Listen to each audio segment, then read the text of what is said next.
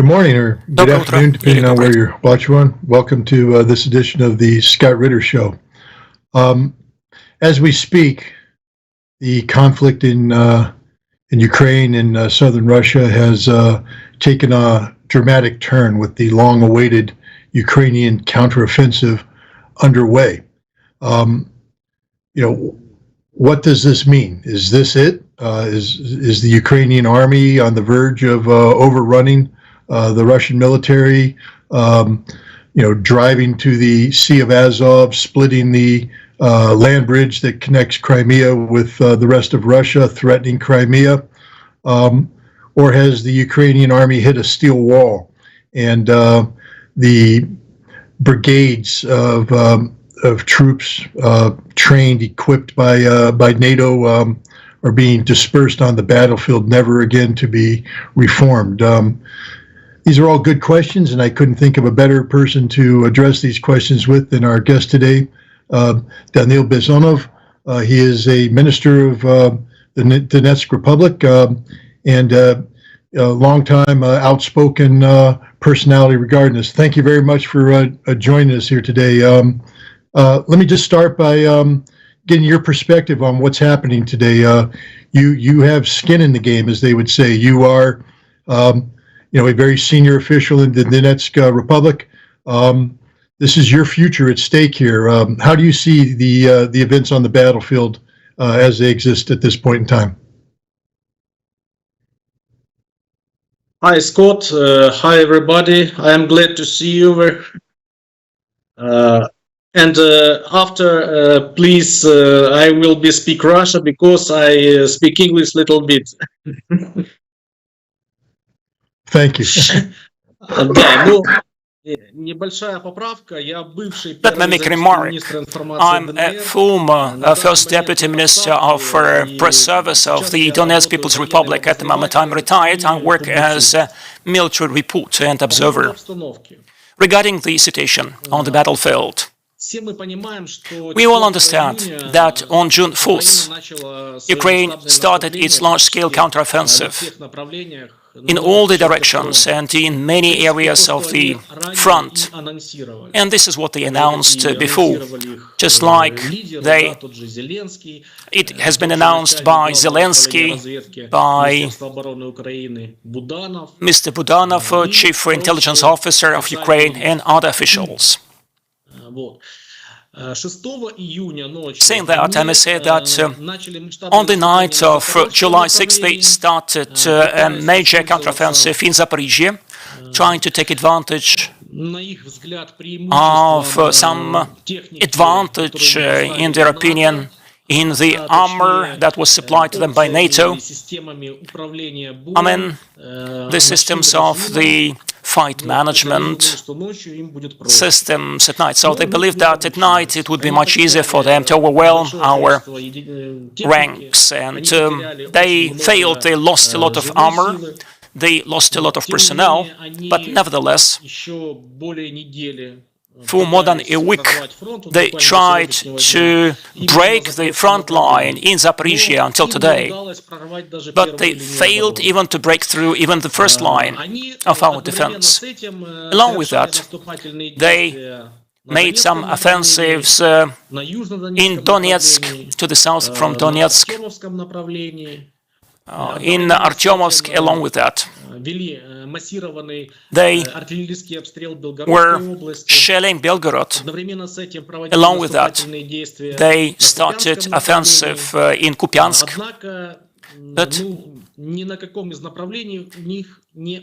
nowhere they managed to break our front lines. Yesterday, they had some tactical success in the area to the south from Donetsk, to the south from Velika Novoselka village, the so-called Vremyevsky part, and they decided to move their accent to attack to the west in the direction of the Azov Sea. In my opinion, according to them, according to their idea, the main idea actually is to get to the Azov Sea and thus cutting the on-land bridge between mainland Russia and Crimea because they need a quick win. It's an open secret that, in essence, they are being instructed by the Americans. And they have to show something. They have to showcase some victory. As of yesterday and as of today, there are battles there in Vremyevo. To the south from Velika Novoselka, the main front line is between Markovo and Urozhaine. This is the name of the settlement, and in the western part of that area there are certain attacks, so the enemy tries to break through our lines. We had to give up some of the settlements, minor settlements there, but nevertheless we have a stronghold there, but the main defense line is far away from that line. So even if they break through the first and the second line of our defense in that area, they will have to break through the main defense line. As probably you could see, this is the so-called the dragon's teeth made of concrete and are the fortifying systems. So I think that the mistakes that they have made are the following. First of all, they rely too heavily on the NATO-supplied armor. They believe that Leopards, German tanks and American Bradley RFVs are more fire-resistant, but as you saw the footage, this is not true. It means that they could be destroyed by all means of anti-tank missiles that we have, with no problems at all. So I do not see any advantages in those pieces of armor. And besides, they underestimated our strength. They believe that our soldiers would be scared and it would be an easy walk for them. But they failed over the last week. And this is my approximation, my personal counting, mine and of my team, who do some math. They lost, all in all, in the south, I mean Zaporizhia and Donetsk, and to the south from Donetsk, they lost more than 100 pieces of armor, tanks, APCs and RFVs, let alone some other vehicles, cars, whatever. So the losses are quite heavy, but we have to understand that the enemy, I mean Ukraine, in that case, has a lot of reserves in terms of the armor, hardware and personnel. And we cannot say that the counteroffensive has stopped. So the counteroffensive is undergoing, and it would go on for quite a while. And the main reserves, the main forces, the main offensive potential has not been exhausted yet. But we are prepared for that. Our intelligence and reconnaissance work very well. And again, the enemy suffered a lot of losses and didn't manage even to break through the first defense line. The credit for that goes to our intelligence services. Means that actually the air defense systems were deployed close to the front line, the Russian-made ones and the Western analogs. And actually, before our aviation was launched, we destroyed the Ukrainian anti-aircraft systems, and the columns of armor were destroyed, and actually they didn't even manage to get deployed. They didn't expect that we will hit them so far away from the front line, but our reconnaissance worked very well, aviation, artillery worked very well, and our soldiers and the detachments, the special forces, detachment of Brigade 122 would destroy lots of tanks using anti-tank missiles. So this is a mundane combat work, so to say. And we have a lot of expectations, a lot of plans. We do hope that Ukraine would use fully its offensive potential in that counteroffensive, and we will destroy that. And after that, and again, I'm speaking in my personal capacity, after that, we will start our own counteroffensive using the so-called the beaten track. As far as where they started their counteroffensive, they would do demining, and with their armor, they would, and with their personnel, they would demine some areas where we planted our mines, so it would be much easier for us to break through their front lines. That's it. Well, thank you very much Большое спасибо, for that. Данил, за этот ваш ответ. Большое спасибо. I think one of the interesting aspects of what's going on here is you speak of the Russian defenses and the prepared nature of these defenses. Just recently, the Russian Ministry of Defense highlighted the work of Colonel General Romanchuk, who is the commander of the Russian forces in the Zaporizhia area. Turns out that Colonel General Romanchuk used to be a senior instructor at the Russian Combined Arms Academy, where he wrote the book on Russian defense doctrine. And he helped design the defenses. Now he's in command of the defenses. What does this tell us about these Russian defenses? You know, when Russia first started digging these trenches and putting out the dragon's teeth and laying minefields, many people in the West made fun of it, mocked it, didn't understand the lines on the map that they were seeing.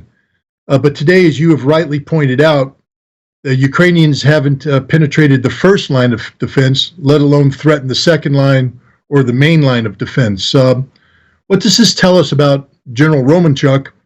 And more importantly, what does this tell us about the mobilized soldier?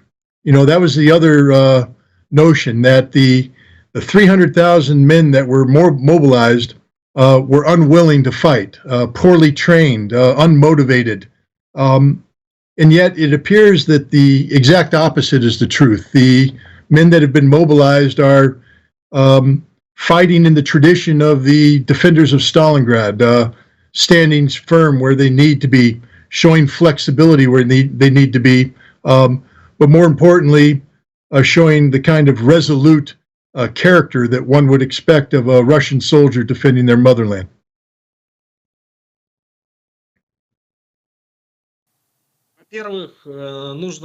First of all, we have to understand that any soldier, whether this is a contract soldier or immobilized or an enlisted man, a drafted one, after the first shelling, they would be used for that. After they survive the first battles, I mean, with close contact, they become very experienced, very seasoned soldiers. It only matters to survive through one or two combats, attacks, and after that, it would be an angry, motivated, and seasoned soldier to the extent it is possible. That's why we cannot say that mobilized are lacking resolution. So, if they were sent to the front line 2 weeks ago, there would be tragedy, but they actually were sent for that war in very much advance. These are seasoned warriors, so to say. For instance, in Vremyevo, which is to the south of Novosylki, there are lots of mobilized detachments and units. And why they gave up some territory and why the enemy managed to advance, that is because it would be up to 6 ammunition loads of MLRS, for instance. And one Grad MLRS system has about 21 rockets. And so one ammunition load is about 40 rockets. So, and they would stand up to 6 ammunition loadful of MLRS, and that's why they had to retreat, and they had to withdraw. Not because they were afraid of the battle, but the viewers have to understand. So in the trenches, and the trenches are made of earth, and the earth actually is being fortified with some wood, with some logs, 3 layers of log, for instance, and if you're lucky enough, that would be concrete or even iron concrete fortification. And when the shelling starts, and apart from MLRS, the enemy also uses ordinary guns and cannons, including 155mm caliber. So this earth and all those, the fortifying elements, I mean the logs, the concrete actually would be mixed, and the trenches become too shallow and can no longer be used in order to withstand the enemy's attack. This is something you have to bear in mind. No one speaks about that because this is a trifle, this is peanuts, but actually when you're in the trenches and your trench is no longer 180 centimeters deep, when it is half as shallow and you have to maneuver within those splinters, pieces of log and concrete, it means that the trenches can no longer be used as protection. And the enemy starts its offensive in waves, continuous waves, and certainly our soldiers have to retreat to the trenches that were prepared in advance behind the first line. So, but that's a very important element of a warfare in contact battles. So in essence, our soldiers would retreat a little bit, but no one flees. Only yesterday, the Ukrainian army started some advances, and all the Ukrainian media, including some of the Western media, started unanimously saying that the Russians are fleeing, so the front line is broken, but to the main front line it is too far away. So we have to understand these nuances. I stated more than once that many viewers watching the military news and the footage from the war, just like a soccer game, just like, oh, he hit the bar or something like that, and they're being shown some arrows marked in blue, arrows marked in blue and red, but no one feels like being in the trenches. So if the viewers want to make anything out of that, let them imagine that they stay in these trenches being shelled all the time, 24/7, and what goes on then. How the conditions would change for performing your military duty when you have to fight efficiently, but in essence your trenches are no longer existent because of the shelling. As for the commanders in Zaporizhia and some other things, that could explain why we are so effective in standing the counteroffensive. I must say that a very concerted, operative, prompt coordination was arranged. Means that our infantry, our tanks, our special forces, our artillery, aviation, both the Army 1 and other pieces of aviation, they acted as one body. And certainly it was complemented by reconnaissance. So the decisions were taken very promptly. The reaction was very prompt once the situation on the battlefield changed. So this all worked. Let us not forget that the enemy was preparing for that counteroffensive for more than a month. It also analyzed its intel, and the enemy uses the reconnaissance and intel supplied by NATO, mainly by the United States. And some hackers already hacked the Delta system, for instance, that contained some documents, for instance, that were marked information provided by the partners. And these would be the American intel regarding the targets both on the territory of the special military operation and on the mainland Russia. And it's been published openly, so Ukrainians are studying these documents. They understand what units we have where. They get prepared. They try to overwhelm us in terms of numbers, to comply with all the rules of law so that their counteroffensive is efficient. So it doesn't mean that they would be probing for weakness blindly, but they realized absolutely where they're going to break through and what detachments they're being resisted by, but they failed. First of all, because of heroism of our soldiers, and secondly, because of this concerted action of all the types of our forces. This is my opinion. Thank you for that. But as you said, the battle is still going. The Ukrainians still have strategic reserves that have yet to be committed. The future is something that we need to look at. I mean, right now it looks like the Russian lines are holding. That the technology and training and intelligence provided by NATO has not enabled the Ukrainians to achieve the strategic victory that they're looking for. Already the Ukrainians are asking for new equipment. They're asking for F-16 fighters. Indeed, the Ukrainians have asked the Australians to provide them with F-18 fighters.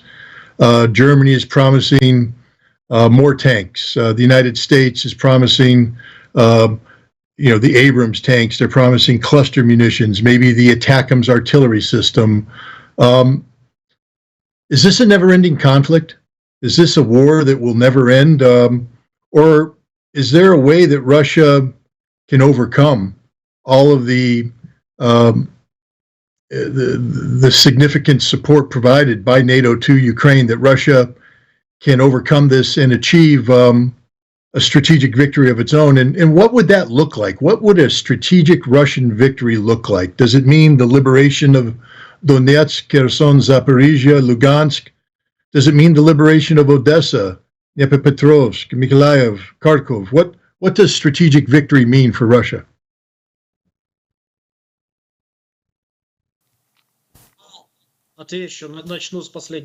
Let me start with your last question. This is again my opinion. I'm not in the position to speak on behalf of our military commanders, but the strategic victory of Russia in that conflict is when the Ukrainian state, the state, the Kiev regime stops existing, is no longer existent, and when Ukraine is totally controlled by us. Because, for instance, even if we take the territories along the left bank of the Dnieper, and there will be only the right bank part of Ukraine. So this territory would be used by the NATO countries as a springboard in order to attack Russia. So in that case, I think that we have to address that problem ultimately, to solve that problem ultimately, so that we do not leave this question to our children in 10 years. The whole territory of Russia should be totally controlled by us. And Ukraine should be ruled not by Nazi regime. I personally see that it would be just Ukraine returning back to its historical motherland, to Russia, being incorporated by Russia. Otherwise, we cannot resolve that conflict. Because the United States will not allow this conflict be settled peacefully. Even if there is a tiny piece of Ukraine, that would be a tiny piece used to launch missiles against us. This should never happen. As for the supplies of equipment, certainly, but for the Western supplies of equipment, Ukraine would no longer exist. Certainly, it helps them a lot. Their whole military potential is totally destroyed. The economy is totally derailed and destroyed. And the economy, well, actually, was being destroyed even prior to the special military operation by the corrupted functionaries, by the corrupted bureaucrats. So, certainly, NATO supplies help a lot, but according to the soldiers who had to fight against the NATO armor, they said that they are more scared by the modern Russian tanks, and unfortunately, Ukraine got some of these pieces in Kharkiv when we had to retreat very quickly. So some modern Russian tanks are more scary than the NATO ones, especially T-90AM. Well, I don't think that we left lots of such tanks for Ukraine, so these are really very scary pieces of armor. But as for the NATO-made ones, there are some deficiencies in terms of the thickness of the armor. And Leopard, I'm not an expert in the material, but the experts say that Leopard is more comfortable, so to say. It is more efficient, meaning that it has more options in managing the fire. How do I put that? It's smarter. It's a smarter tank. Easier to run, but it lacks practicality, functionality, which has always been one of the priorities for the Russian-made ones. Ability to combat, strength, resistance, resilience. So the Russian tanks are much better. And the dynamic protection is much better. For instance, when Leopards were first supplied to Ukraine, we saw that actually they could put the Russian-made dynamic protection on the Leopard tanks. They didn't use the Western ones because the Russian protection systems are much better. As for F-16 are concerned, so let's wait and see. You have to prepare some infrastructure for F-16 in Ukraine. You have to train pilots first, and they have to be trained very seriously, so that F-16 do not start falling en masse during the very first battle, and that the stocks of the F-16 manufacturers plummet. Certainly. If there are some crews trained well to operate these jets, if these crews were trained, they, I think, would have already been supplied to Ukraine along with the jets. And also, Ukraine would need technicians to maintain F-16. And refueling systems are needed because the Soviet-style refueling systems are not compatible with F-16. More high-quality runoffs are needed so that you do not have to change your landing gear too often, so they would need a lot. Besides, we can strike F-16 deep on the territory of Ukraine. So it means that as soon as alarm starts off, they will have to take all the aircrafts off so that the jets are not being destroyed right on the airfields. There are lots of nuances why F-16 will create more problems for Ukrainians. The same is true for kind of fuel. they are going to use for it? I'm not sure. And certainly, some believe that F-16, that's a fighter, and that means that F-16 is going to be used in the air battles. But now, F-16, I think, would actually be used in order to strike the land-based targets. For instance, F-16 certainly cannot fight against Su-57, because Su-57 actually can hit any targets at a longer distance rather than F-16. Actually, many judge about the air fight by video games, computer games.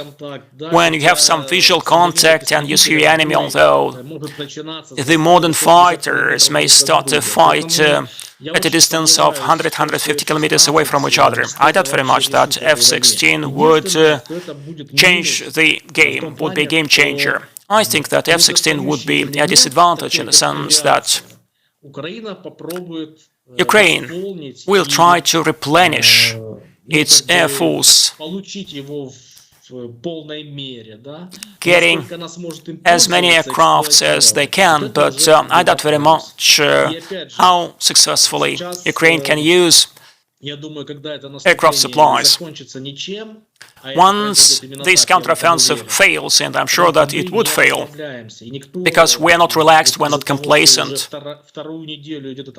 and this large-scale counteroffensive runs for the second week in a row, and they have not broken through our first line, but no one rests on laurels. We're working hard, we toil hard, we have lots of reserves that remain unused yet.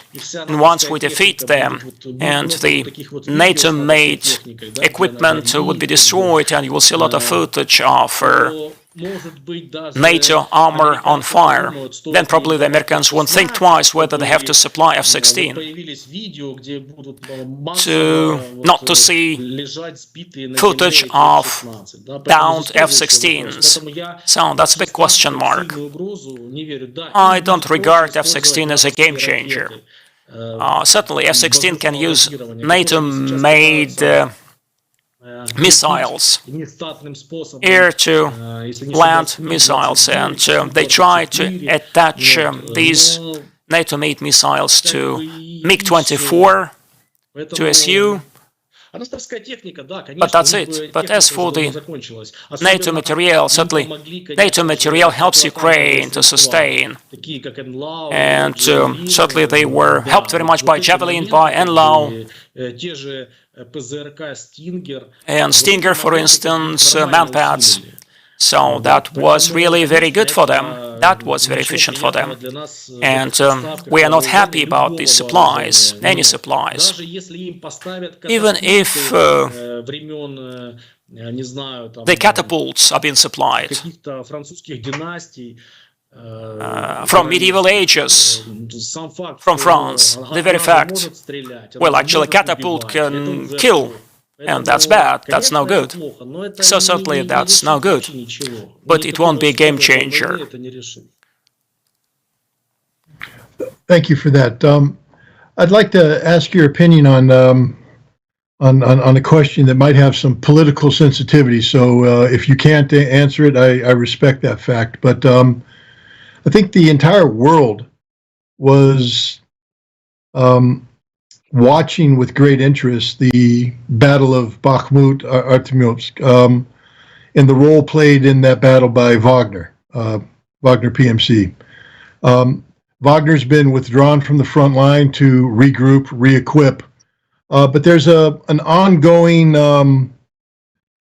Twitter war, so to speak, Telegram war between Yevgeny Prigozhin and the Russian Minister of Defense, Shoigu.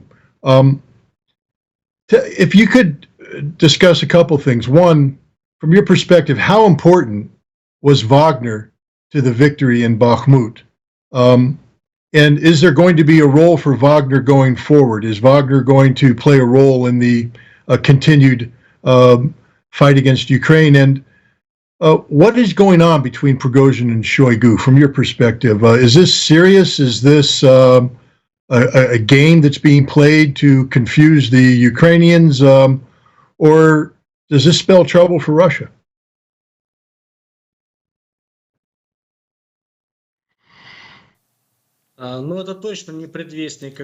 This is not the precursor of a trouble for Russia. And I cannot comment on that conflict between Prigozhin and Shoigu. This is not my position.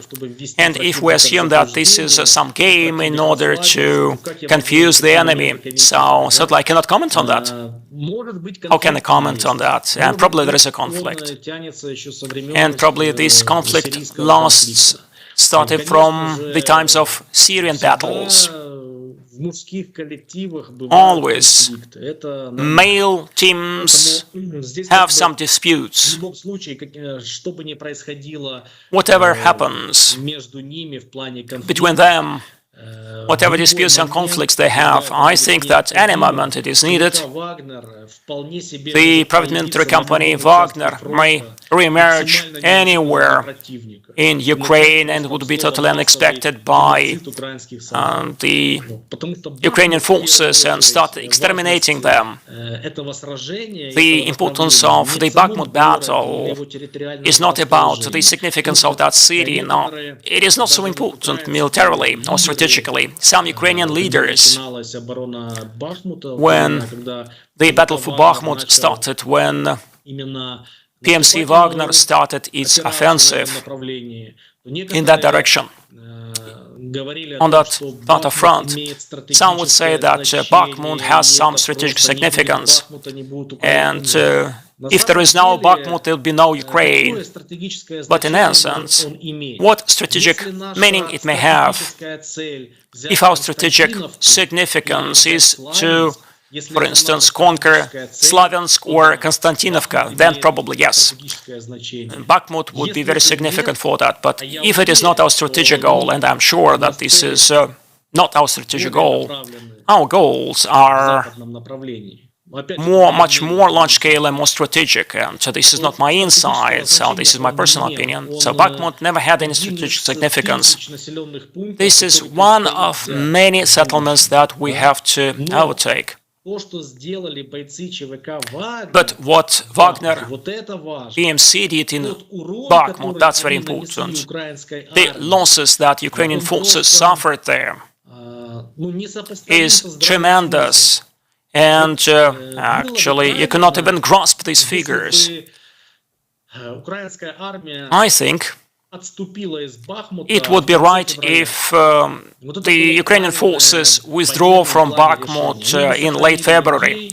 It would be a very right military decision because they would preserve their personnel, they would preserve the hardware, and they would make use of these people right now. But bear in mind that Bakhmut battle, that includes defeating Ukrainians in Solidar, and no one was intending to make a cauldron in Bakhmut when the Ukrainian forces were outflanked in Bakhmut, but it was not a full siege, it was not a cauldron.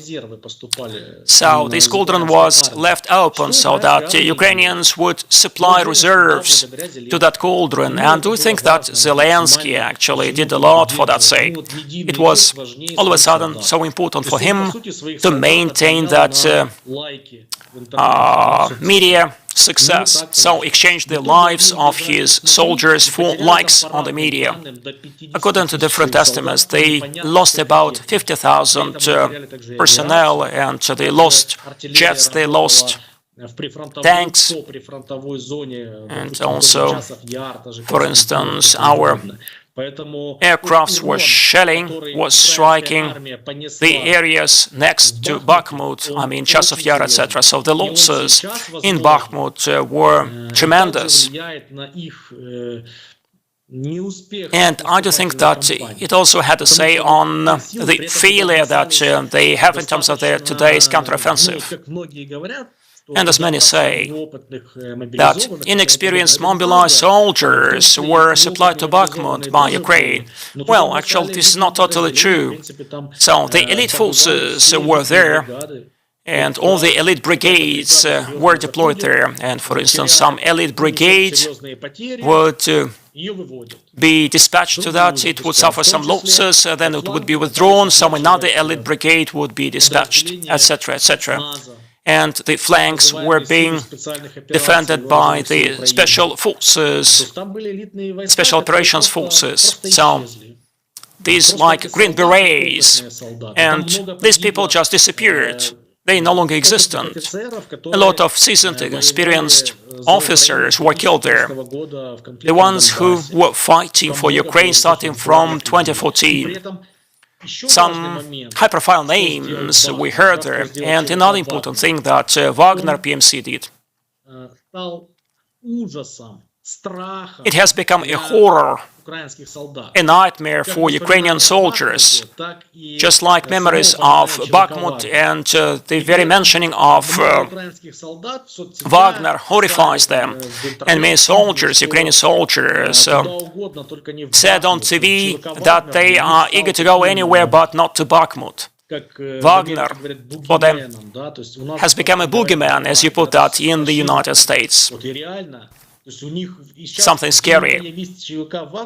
And once Wagner reemerges anywhere in Ukraine, so it would demotivate immediately any Ukrainian detachment. The significance of Bakhmut cannot be overestimated. So that's very important, hugely in that sense. But in terms of the territory, so the whole settlement is not so significant. Well, thank you for that. Look, we're about out of time, so I have one last question for you, and it's a little bit different in nature. But given the level of violence that is taking place, given the horrific casualties that are being suffered by the Ukrainians and the casualties being suffered by Russians, given the ongoing shelling of civilian areas in Donetsk, Lugansk, and elsewhere by the Ukrainian forces, there is a tremendous amount of bad blood that exists today between Ukraine and Russia. Someday this war will come to an end. You are from this area. There was a time when you lived peacefully with your Ukrainian neighbors. Do you ever envision a time where Russians and Ukrainians could live side by side in peace once this war comes to an end?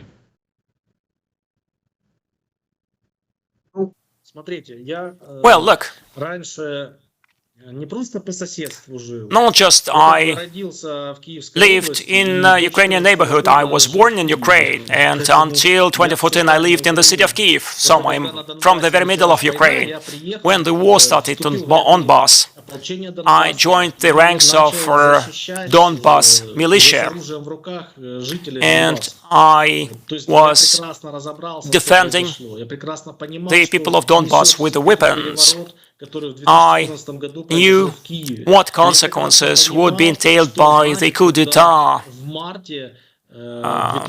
and I understood very well why the army was sent to somehow bring to order Donbas in March 2014. Donbas certainly was not satisfied with the fact that the very first laws that was taken by the Ukrainian Kyiv regime that came to power by means of a coup d'etat, the very first laws were about banning the Russian language as the second official language. And the second law was about lifting ban on use of Nazi symbols. So these were the very first two laws that were immediately adopted. And certainly the Russian-speaking population was not just in southeast parts of Ukraine. So Russian-speaking people were living in the central part of Ukraine as well. So more than 70% of Ukrainians would be speaking and thinking in Russian. And they were banned from doing that immediately. And certainly I realized very well that this public protest that actually would be somehow addressed by means of force. And that's why Ukrainian Nazis were dispatched. The right sector, some Ukrainian nationalist organizations, Maidan, Self-Defense, and other Nazi troops were sent to different cities.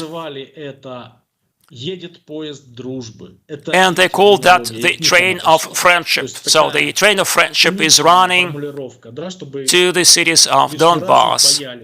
So they used this term in order to scare the people. So in Kharkiv, they managed to suppress the mutiny. The same was done to Nikolaevsk, to Zaporizhia, using these skunks from Nazi organizations. They somehow broke up the lines of the demonstrators, but they failed to do that in Donbass. First, they would arrive to Donetsk.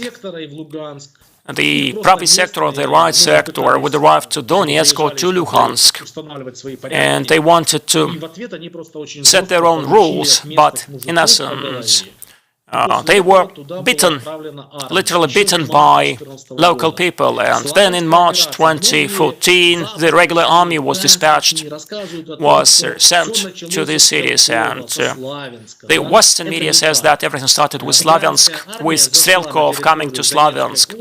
But this is not true. It is in March 2014, with no Slavyansk and Strelkov, that Ukrainian regular troops were sent to Donbass. And the troops were sent not to give flowers to the local people. This is how the war in Donbass started. So Donbass took a decision to fight. Other regions failed to do that, but we prevailed. So since then, it all lasts. The conflict is going on. What will be in future? Certainly, no one is going to kill anyone or to beat anyone up just because, after our victory, when we recover our territories, we will not kill anyone for the people not supporting our ideology. But speaking about the war criminals, certainly they will be brought to justice. And other citizens, other residents, well, certainly not.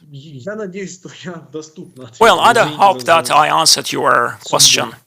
Sorry for being so spontaneous. No, first of all, it's a very emotional thing for you. It's a deeply personal issue for you. So don't apologize for being honest and open about such a thing. I appreciate your answer, not only for that question, but all these questions. It's been an invaluable session. And again, I want to thank the guest, Daniel Bessonov, a former minister in the Donetsk People's Republic. He's currently a war correspondent reporting on events in the Donbass. I hope you enjoyed this show. I hope you learned something from it. I think it very much was in keeping with the motto that applies here, that knowledge is power. So thank you for joining again, and I look forward to seeing you next week.